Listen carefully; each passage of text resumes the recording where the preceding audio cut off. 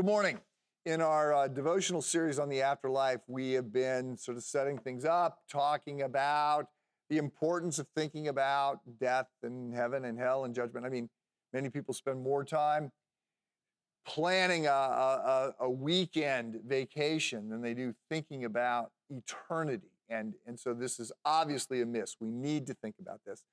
And then yesterday I talked about how we're going to think about it, how we're going to get it framed up, where we're going for the answers to the questions that will animate these morning devotions.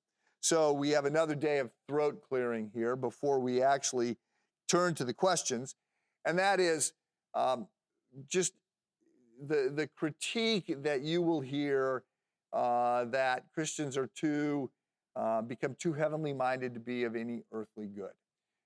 In the sort of the height of the moral majority days back in the 80s, this was really leading into that. This was a critique of Christians, and that is that they were way too focused on spiritual things, and they were ignoring the realities of poverty and injustice and hunger and homelessness and all these kinds of concerns.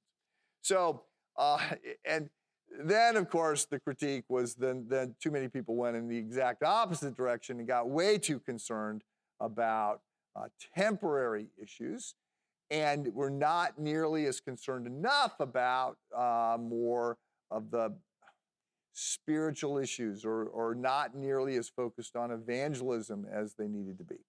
So, look, I want to say that Jesus sets us up to be very concerned about what's happening now and very concerned about what happens next.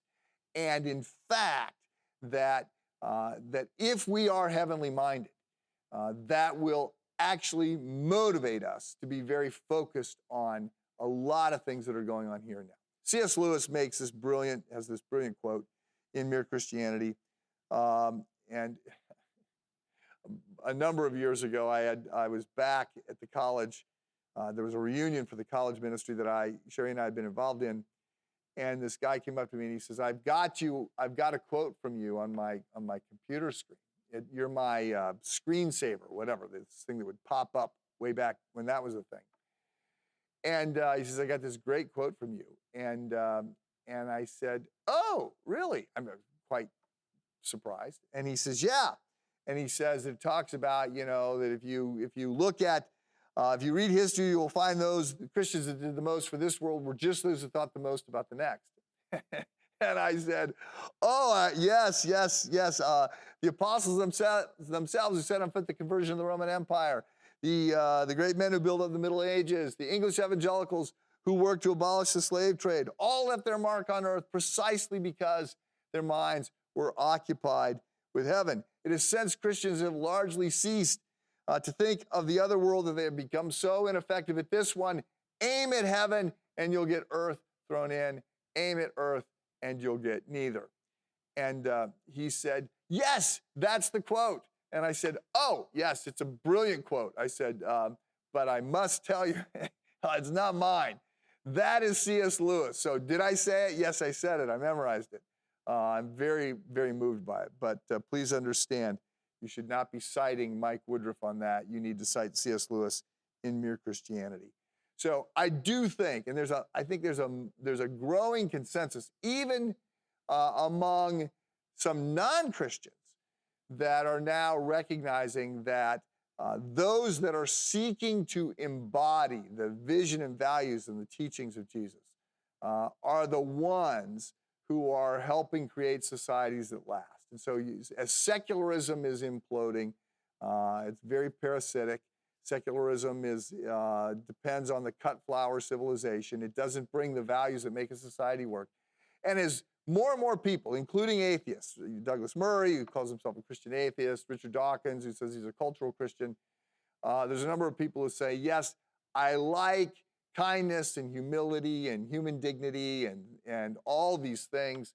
I now am realizing that they come from Jesus and those seeking to live as Jesus lived.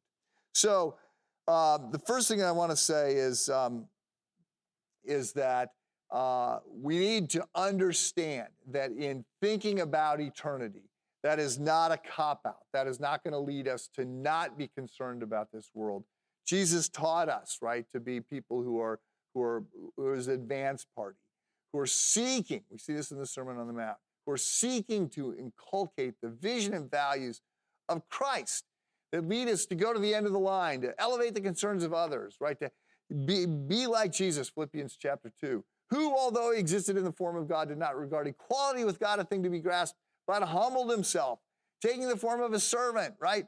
And being found in likeness as a man, he goes down and he does this for the benefit of other people. And we get called to this. This is what Paul says for this great hymn.